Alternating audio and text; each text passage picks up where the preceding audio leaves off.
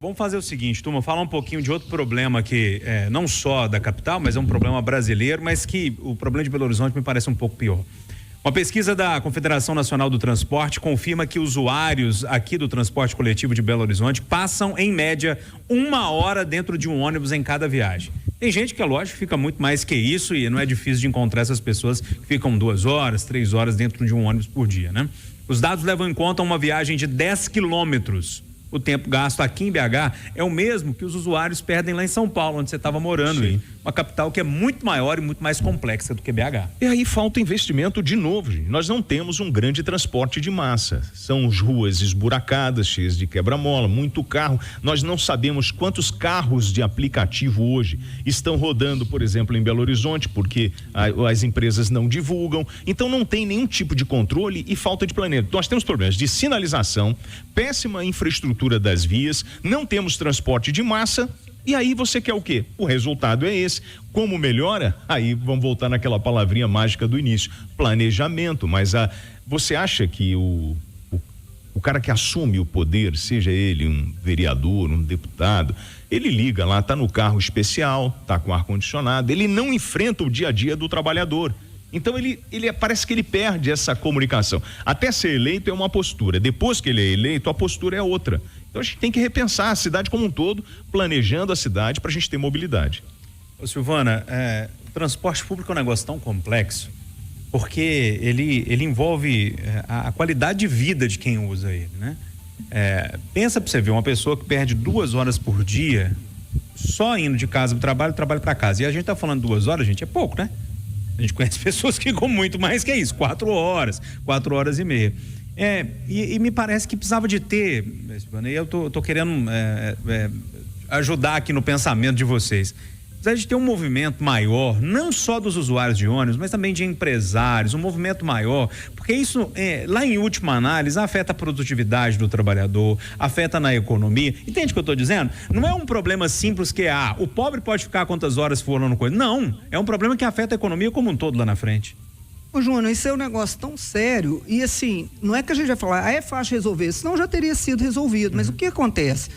O número de veículos em Belo Horizonte duplicou, triplicou nos últimos anos, inserindo as motocicletas.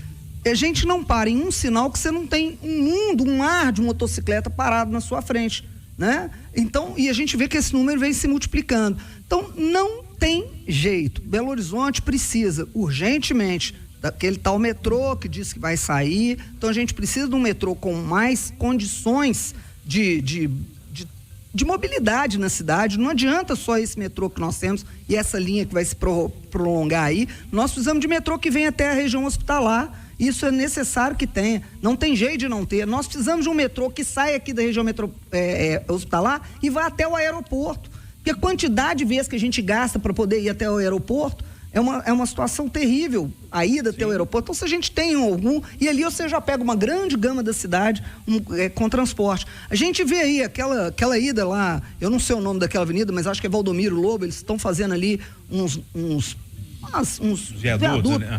Tá ficando bom aquilo, vai melhorar o transporte ali, mas não adianta, porque a quantidade de carro que nós temos. Então, aqui, eu acho que não vai demorar muito tempo, nós vamos ter, como São Paulo, rodízio de veículos, sim, de placa de veículos. E aí vem o problema. Beleza, nós vamos ter, para eu poder vir aqui na rádio, saindo lá de casa, se o meu carro não estiver no dia do rodízio, eu vou ter que sair lá de casa para chegar aqui às 8h40, às 5 horas da manhã. Eu vou ter que pegar um ônibus até o centro da cidade, do centro da cidade eu vou ter que pegar um outro ônibus para vir aqui, que vem parando até chegar aqui.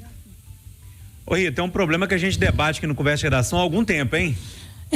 A Silvana tocou no ponto, é estatístico. Nos últimos 10 anos, segundo os dados, se não me engano, do próprio Detran, o número de veículos duplicou. E o que aconteceu com o investimento? Nenhum. Então, não houve investimento em mobilidade urbana. E tem uma coisa mais séria ainda, que não foi tocado, é que nós temos que falar na grande BH. Então, não adianta você fazer algo aqui ou ali, que você vai ter uma melhora momentânea e não estrutural. Então, nós temos que pensar estruturalmente em como resolver os gargalos da grande BH. E aí, vamos falar de rodoanel? Vamos falar de anel rodoviário?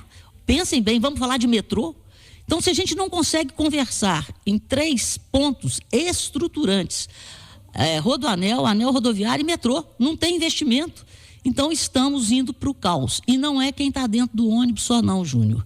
Eu moro em Nova Lima, moro aqui no Passárgada, eu tenho que pegar a 040, eu sei a hora que eu saio de casa, mas eu não sei a hora que eu chego em lugar nenhum. Então, eu tenho que sair sempre. Eu para pegar um avião hoje, eu tenho que sair 4 horas antes do voo. Porque eu não sei o que vai acontecer no anel, eu não sei o que vai acontecer na 040. Então, é um caos. Nós estamos vivendo num caos de mobilidade. E isso é uma vergonha, porque não existe planejamento. Primeiro tem que ter o planejamento, para depois ter que ter um investimento. E quando existe um planejamento, a política agarra e para tudo. Então, temos que ter obras estruturantes ontem. E é preciso decisões políticas para que a gente não sofra tanto.